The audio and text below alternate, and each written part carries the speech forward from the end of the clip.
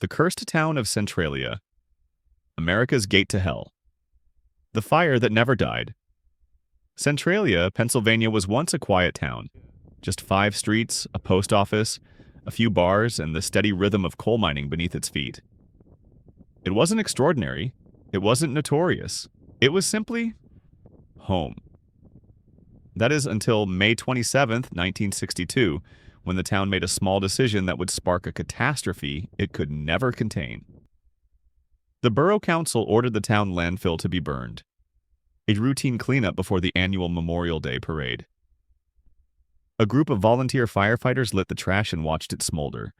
But this fire, it didn't die.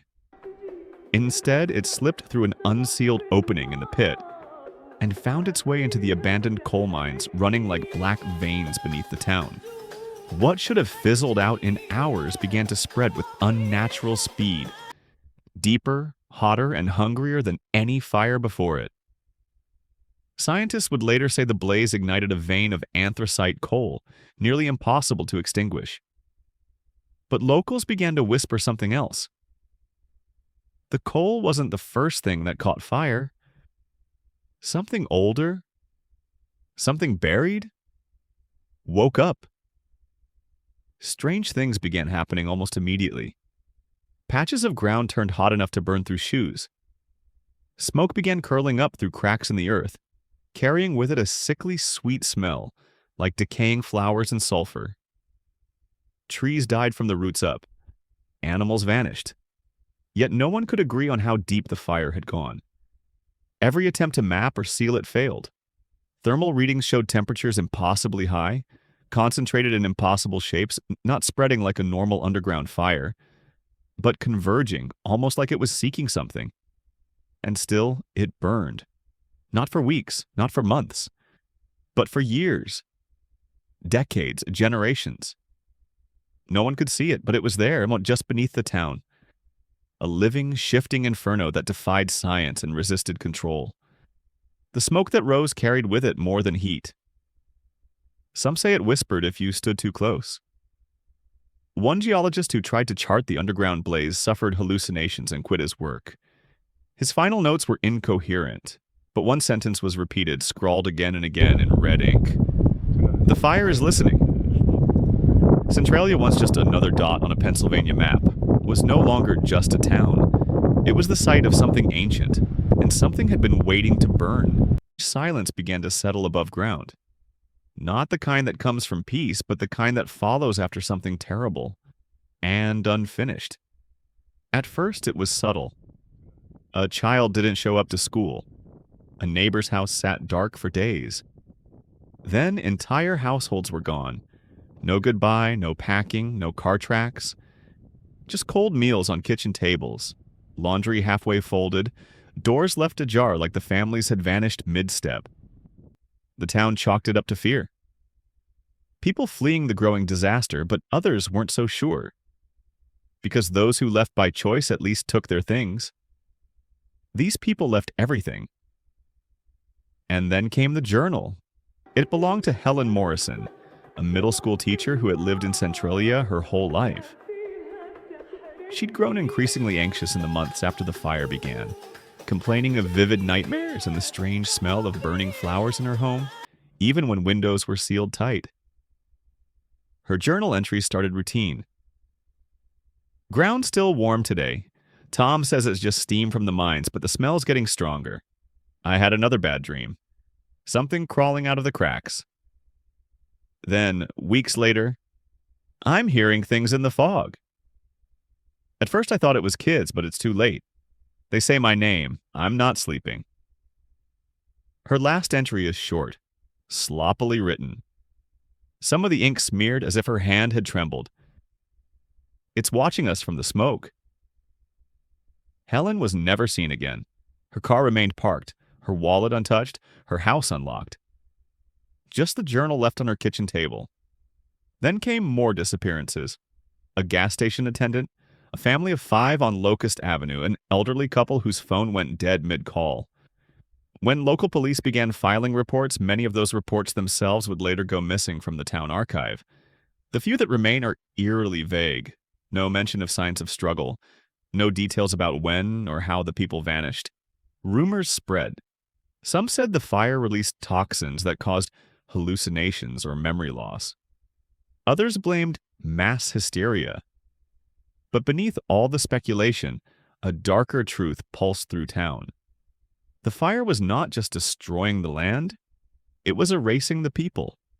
Those who remained swore the smoke seemed thicker near the missing families' homes. Yeah. Dogs barked wildly before disappearing into the fog. A local pastor claimed he saw a child in a Sunday dress walk directly into a steaming crack in the road and vanish without a sound. The town was no longer just dying. It was being consumed, piece by piece, life by life. And no one knew who and or what would be next. The miners packed. Long before the fire, long before the first family vanished, Centralia's roots were already tangled in darkness. In the 1850s, the town rose on the promise of coal. The veins beneath it were rich and deep, anthracite black and pure. The miners said it felt alive. And for decades, Centralia flourished. But prosperity came with a cost. Collapses, fires, disappearances. More than 500 men died in the tunnels over the years, but officially from accidents. Unofficially, people spoke of other things. And then there was Ezekiel Laughlin, a miner, an outsider, and the name no one wanted to say out loud. He arrived in 1865, just after the Civil War, covered in coal dust and carrying a leather-bound book in a language no one recognized. He was quiet, kept to himself, but he descended deeper into the mines than anyone else dared. He worked alone, and after a while, strange things started happening. Miners reported hearing voices in the dark, not echoes, but whispers. Tools vanished. Shadows moved against the flickering lantern light in ways that didn't match the men casting them. One crew claimed they dug into a cavern Ezekiel had already reached, but there were no footprints leading to it. And then came the fire of 1867, the first major underground blaze in Centralia's history. It should have been the end of the town, but just as suddenly as it started, the fire stopped. Not fizzled. Stopped. Like something had sealed it from within. The mine closed temporarily, and when it reopened, Ezekiel was gone. But deep in Shaft 7, miners discovered a tunnel that hadn't been charted and wouldn't be again. Its walls were carved with non-mining tools, intricate symbols no one could identify. Some looked ancient. Others looked like they were still bleeding. No one spoke of it officially. The company sealed it. Quietly. Permanently. But Ezekiel's name didn't disappear. Decades later, local folklore would speak of the man who traded light for flame. A deal made in the deep, to protect the coal, to ensure its wealth in exchange for a promise. Never disturb what sleeps below. The miners called it the Black Pact, and Centralia, it kept mining, it kept growing, and no one asked what was buried in the uncharted shafts beneath them. Until 1962. Until the fire, until the seal, whatever it was when it was broken again. Some say Ezekiel Laughlin never left. The church that wouldn't burn. By the late 1970s, Centralia had become a ghost town in slow motion. The fire raged below, the roads cracked like broken glass, and windows were boarded up one by one. Smoke leaked from the earth like the town itself was exhaling its last breath. But one place stood untouched, St. Ignatius Roman Catholic Church. Perched on a hill overlooking the ruins, the church remained oddly pristine. The fire that warped steel pipes and melted roads never touched its foundations. Even the grass around its cemetery remained green. Townsfolk began calling it the Eye of the Storm, sacred ground surrounded by rot. Some said it was divine protection. Others whispered that the church hadn't been spared. It had been claimed. Inside, things weren't as peaceful as they seemed. Father Dominic Keller, the priest assigned to St. Ignatius during the height of the Exodus, was known for his stern sermons and unshakable devotion. But by 1981, he had grown visibly haunted. He spoke of shadows in the confessional and footsteps beneath the altar. His final mass was cut short when he suddenly collapsed mid-sermon, eyes wide open, muttering a single phrase. "It's not God that lives beneath us." He disappeared the next day, his bed untouched. No footprints leaving the church. Only his blood-streaked cassock was found, sealed in the basement, behind a rusted iron gate that hadn't been opened in decades. A small investigative team from the diocese arrived weeks later. What they found beneath the altar was quietly removed and never publicly disclosed. But one of the church archivists later confessed on his deathbed that they discovered a hidden staircase descending into the rock, not part of the original church plans. It led to a cavern carved long before the church was ever built. In that darkness, they found a stone slab covered in carvings identical to those found in the old sealed mining tunnels. Symbols that didn't belong in any Christian text. Symbols that pulsed with heat. Some claimed the church had been built deliberately on that spot, as a seal, as a ward, or as a warning. But the seal was cracking. One of the investigators reported that the air in the cavern beneath the church was filled with chanting, even though no one was there. He never spoke again after returning from Centralia. Years later, when almost every other structure in town had collapsed, St. Ignatius still stood. No fire, no smoke, just silence. And something watching from behind the stained glass, and perhaps that's why the locals stopped calling it a miracle, and started calling it a mouth. The tunnel to nowhere. When Centralia's last remaining souls decided to leave, a new breed of wanderers came. The urban explorers, drawn by the whispers of an abandoned town and the chilling stories that had only grown over the years. They were looking for the same thing most people wanted: forgotten history, hidden treasures, lost secrets. But what they found beneath Centralia was far darker than they could have imagined. In 1984, a group of 3 explorers, David, Michelle, and Rob, ventured into St. Ignatius Church after hearing rumors about its untouched condition. They had no idea what they were walking into. The church seemed too quiet as they entered, the air thick with the smell of something burnt yet sweet, like stale incense mixed with something more metallic. As they wandered through the main hall, inspecting the pews and the cryptic carvings on the walls, they noticed something odd. The church was too pristine. The stone floors gleamed as if freshly scrubbed, and not a speck of dust settled in the air. They felt watched. But it wasn't the stained glass or the ancient altar that held their attention.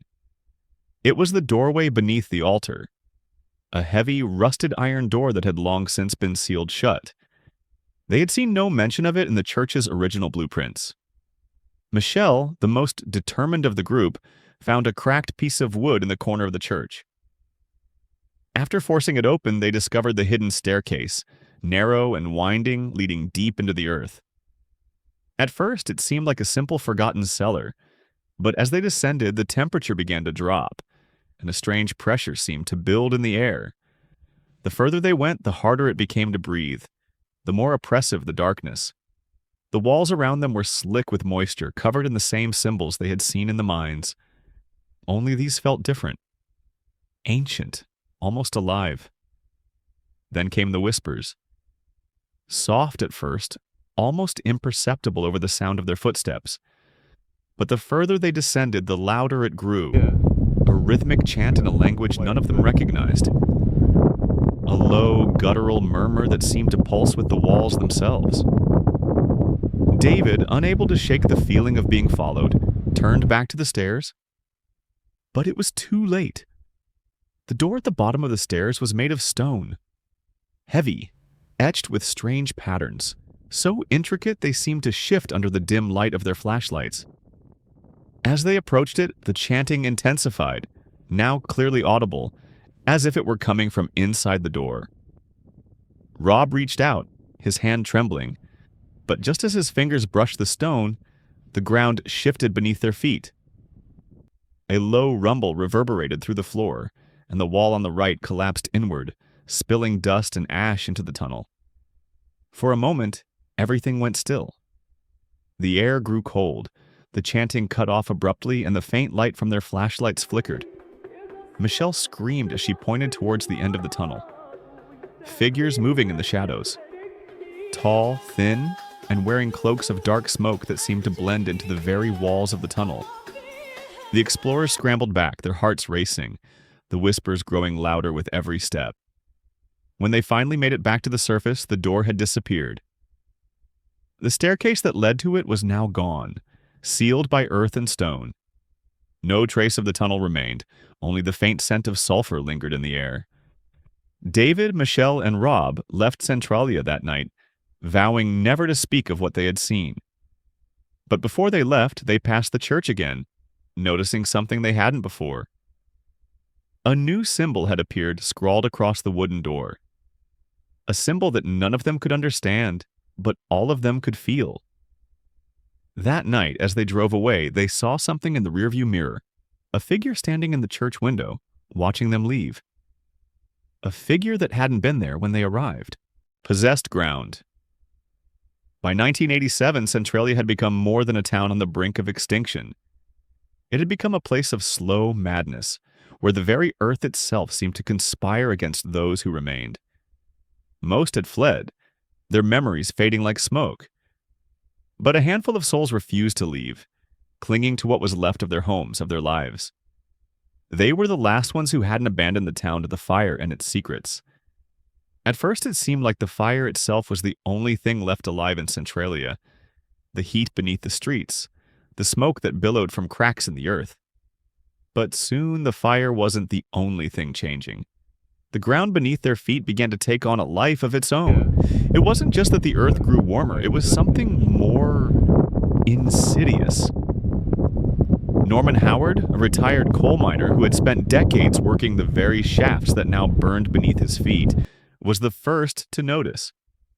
He was digging in his garden one afternoon when he felt a sudden, sharp pressure on his chest.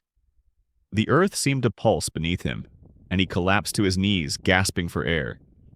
His heart raced, but it wasn't just fear. It was as if the land itself was alive, calling to him. He muttered to himself, barely able to control the frantic energies surging through his veins. That night, he was found in his home, sitting in front of a roaring fire, staring at the walls with empty, hollow eyes. He couldn't speak, couldn't explain what had happened. All he could say, over and over, was, "It's already here." His family moved him into a nursing home in the nearest town, but they couldn't escape the strange occurrences that followed him. He began to act erratically, muttering in a language no one understood. His eyes would dart around the room, following something unseen. Once he screamed at nothing, just before his skin began to blister as if burned from within. Norman was just the beginning. As the weeks passed, other townspeople began showing signs of similar breakdowns. Sarah Caldwell, who had lived in Centralia her entire life, went to bed one evening and woke up with a gas mask clutched tightly in her hands, though no one knew where it had come from. When her neighbors tried to intervene, she only stared at them, eyes glazed over, whispering, "It wants blood." Soon, more and more strange phenomena became commonplace. People found strange items in their homes, old mining tools that hadn't been there before, rocks from the abandoned tunnels, and pieces of clothing stained with what looked like blood. At night, residents would hear scratching noises from beneath their floors, or see their reflection twist and distort in the windows. One evening, a family returned to find their house completely burned out, the walls scorched and charred. Yet the furnishings were untouched, and the smell of something rancid lingered in the air.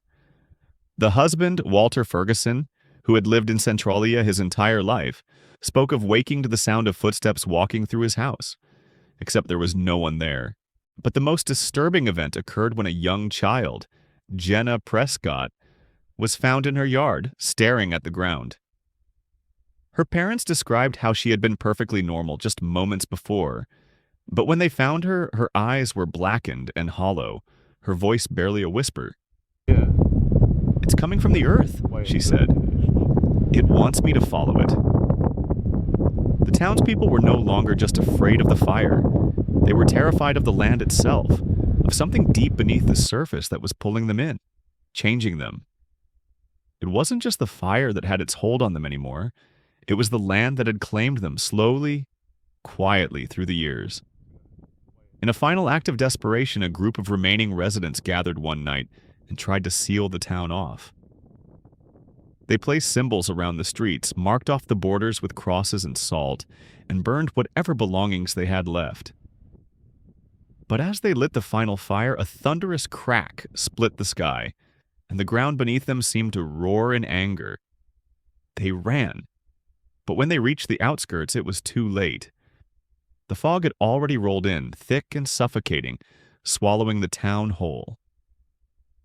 And in the distance, shadows danced, like tall, thin figures moving in the mist like they were part of it. Those who had stayed were now lost, not just to the fire, but to something darker, something far older than the town itself. The land had possessed them, the forbidden map. By the late 1980s, Centralia was already on the brink of being lost to time, its name fading from the town signs and its memories disappearing into the haze of history.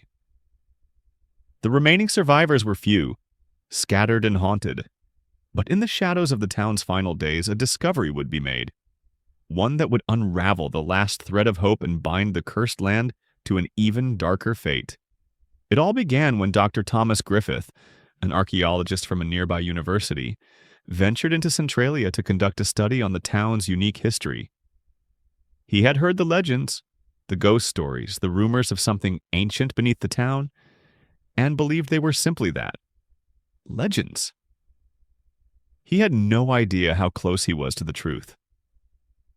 After gaining permission to explore the old town hall, which had been abandoned for years, Dr. Griffith stumbled upon a hidden room behind a false wall, tucked away in a corner no one had ever thought to inspect. Inside, he found old maps, journals, and weathered documents that spoke of something far more terrifying than he had ever expected. One map in particular caught his eye. It was hand-drawn, its edges frayed and curled from age. At first glance, it appeared to be a simple topographical map of Centralia and its surrounding area. But upon closer inspection, Dr. Griffith realized it showed something more. Ley lines, darkened and highlighted with red ink, converging directly beneath the town. The lines seemed to pulse on the map, almost as if alive, pointing toward an area near the church, where the strange symbols had been found before, and just below the ground where the fire raged. It didn't take long for him to realize the significance. These ley lines weren't just natural formations. They were the very veins of an ancient power, the kind that was feared and forgotten long ago. But the map didn't end there. In the margins, scribbled in faded Latin, was a warning. Once opened, it can never be closed. The cryptic warning sent a chill down his spine. He turned the map over only to find another set of markings in them, a symbol of a serpent devouring its own tail, encircling a strange eye. He recognized it from the earlier symbols found in the church's basement. The same symbols etched into the mine walls. It was a curse, one that had been placed long before Centralia's founding. A pact forged by those who knew what lay beneath, and a promise that had kept the town safe, if it stayed hidden. But something had disturbed the balance as the fire, the mining, the opening of the ancient tunnels, and the pact was beginning to unravel. The truth began to settle heavily on Dr. Griffith. The fire wasn't a simple disaster. It wasn't just a coal seam gone wrong. It was the awakening of something older, something that had been buried and sealed away beneath the town for centuries. What's worse, the map showed something even more disturbing. The ley lines didn't just center around the fire, they spread. They were converging on a singular point deep within the earth, beneath the very church. And the door beneath the altar, which had never been opened, was marked as the gateway. The warnings became clear. If the fire wasn't contained, if the seal wasn't restored, the gates would open, and what was trapped below would never return to its prison. That night, Dr. Griffith took the map back to the university, but he never returned to Centralia. His colleagues found his office ransacked, his notes in disarray, and the map gone.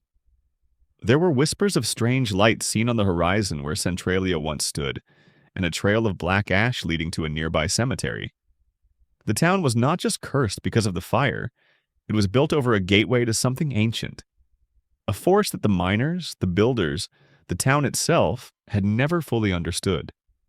And now, with the fire still burning, the ley lines still converging, the seal was close to breaking. The map was lost, but the curse? It was only beginning. Smoke that whispers names.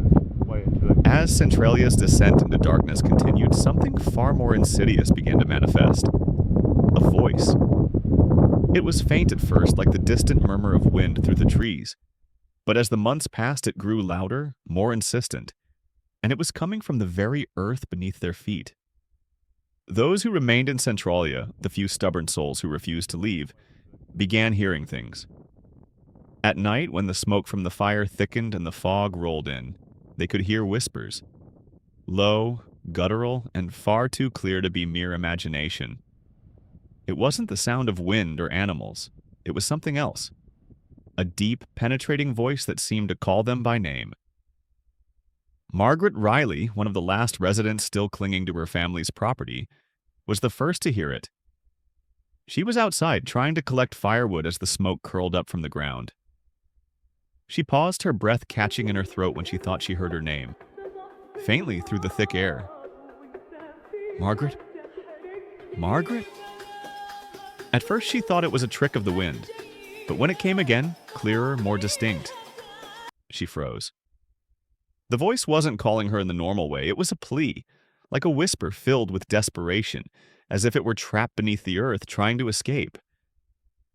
Margaret, come closer. Terrified, she rushed back inside her home, but the voice didn't stop. It followed her, just beneath the surface, just on the edge of her hearing.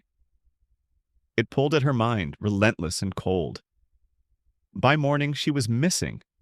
Her house was left as it had been the night before. Everything in place, the doors still locked. But the floorboards were splintered as if something had been pulling at them from below. The ground outside had cracked further, exposing deep fissures, but there were no signs of struggle. Only the stillness of her absence. The police were baffled. They searched the woods and the surrounding roads, but there was no trace of Margaret. Only one thing remained. A single scrap of torn fabric just outside her front door, soaked with a thick, dark fluid that looked eerily like blood. As the weeks passed, more residents heard the voices, sometimes from deep cracks in the ground, sometimes drifting on the wind, faint and thin. It wasn't just one person. The whispers became a chorus. 1,000 voices, all calling names, familiar names, as if the earth itself were trying to claim them. John Myers, a young man who had once lived in Centralia with his family, returned to his childhood home in a desperate search for answers. He hadn't seen his parents in years, but when he reached the town, he found the air thick with unease. The fog rolled in heavier than ever, and as he ventured deeper into town, he began hearing his own name clear as day, rising from the cracks. John, come find us. John froze, his heart hammering in his chest. He had thought the stories were just that, like stories. But now, standing there in the suffocating mist, it felt as if the earth itself was alive, watching him. He followed the sound, drawn by the whispers. It led him to the old schoolhouse, the place where he had spent his childhood. But when he opened the door, there was no one inside. No teachers, no children. Only dark, blackened walls. And then he heard it again. Only this time, the voice wasn't alone. John, we are waiting. Come closer, or join us below. In a fit of panic, John tried to leave, but his legs wouldn't obey. He was rooted to the spot, the fog pressing in around him. The ground beneath him trembled, as though something below was reaching up to take hold. The whispers grew louder, merging into a deep, suffocating hum. The sound of something ancient, something that had been buried for so long it now sought release. Desperate, John collapsed to his knees, his hands pressing to the earth, and for one fleeting moment he felt something cold and wet slither beneath his fingers, as if the soil itself were alive. That was the last time John Myers was seen. The whispers continued, now louder, more frantic. Every day another name was added to the chorus. Those who had gone missing before, Margaret Riley, Sarah Caldwell, Norman Howard, their names became part of the endless chant that called from below. It was clear now. The fire had done more than awaken an ancient force. It had unlocked something that had been sealed away for centuries. And what was trapped beneath Centralia wasn't just smoke and flame. The gate opens. The ground had been rumbling for weeks. A low, persistent tremor that seemed to hum just beneath the surface. A vibration that rattled the bones of anyone still brave. Or foolish had enough to remain in Centralia. The residents, already gripped by fear, could feel it in their bones. The earth was waking, the fire beneath them was stirring, and something was coming.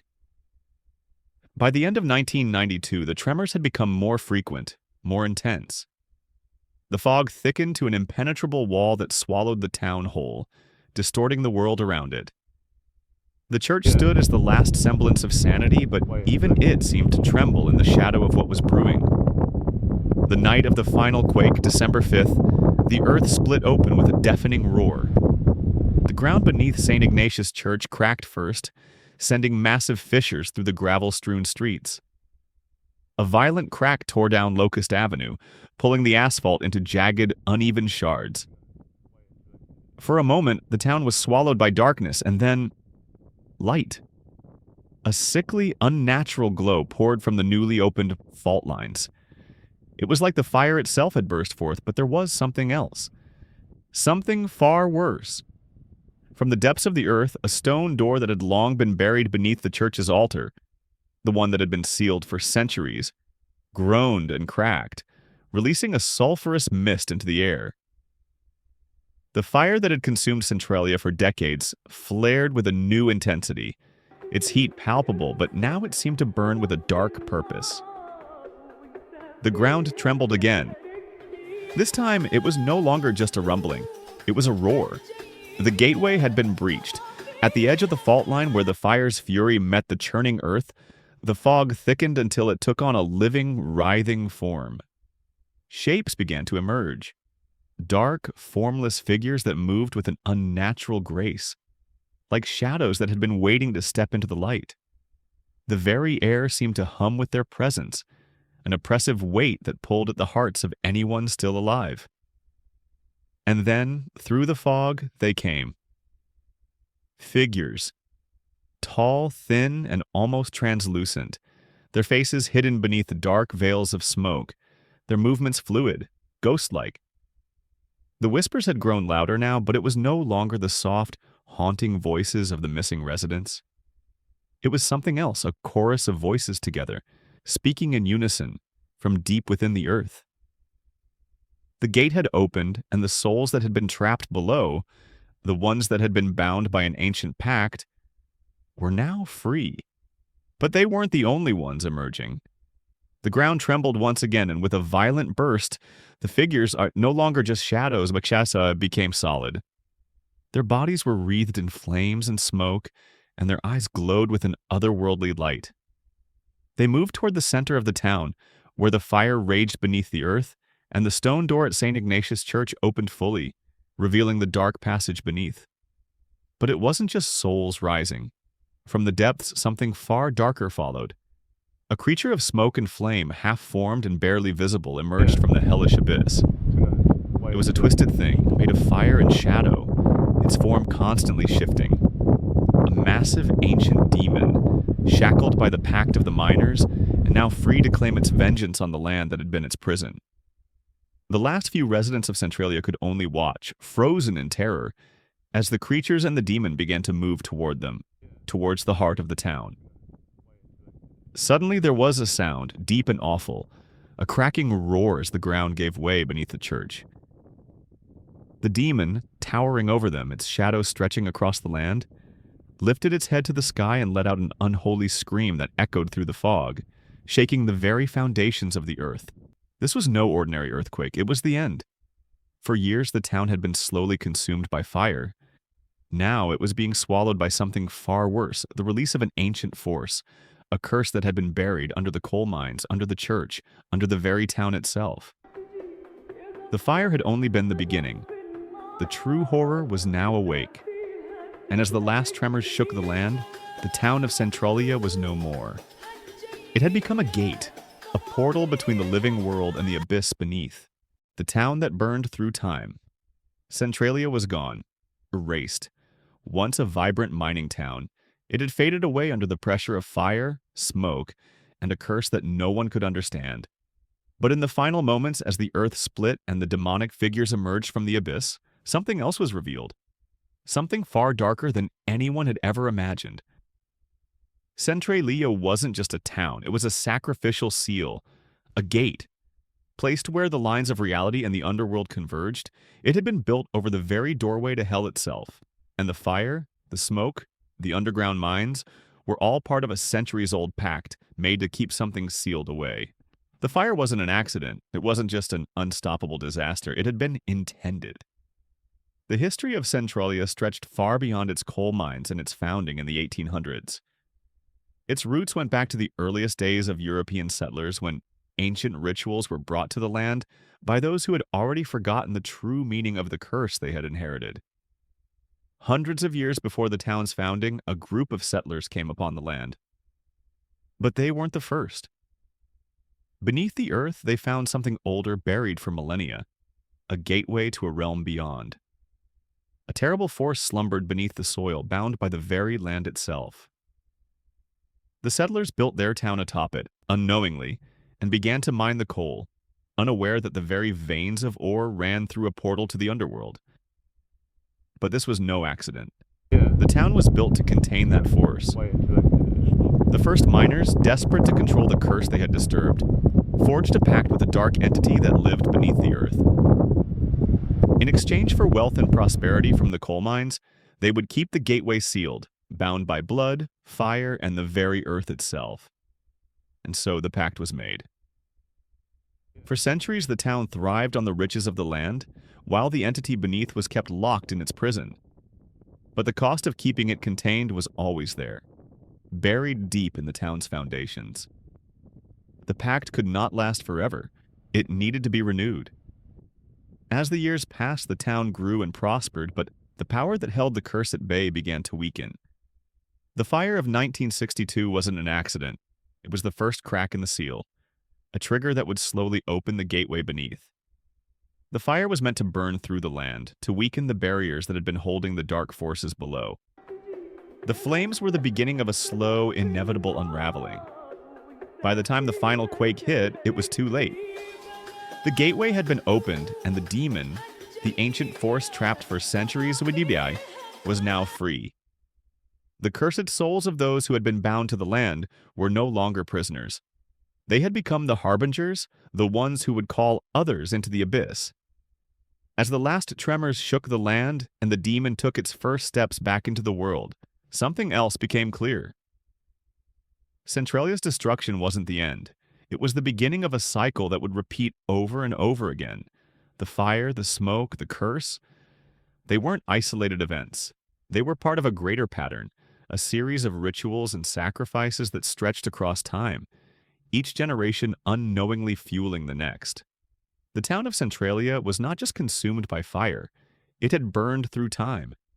And as the final flames of the fire rose higher, swallowing the town, they also reached backward, pulling everything into the void. Centralia was no longer a place. It was a memory, a loop, a timeless cycle that would never end. The land would burn, the gate would open, and the souls would be called. But the true horror was that Centralia never truly disappeared. It would always be here, waiting to consume the next soul foolish enough to walk too close to the fire. As the final remnants of Centralia were lost to the flames and the smoke, one final whisper echoed in the darkness, drifting through the cracks in the earth. The gate never closed, it only sleeps, until it calls again.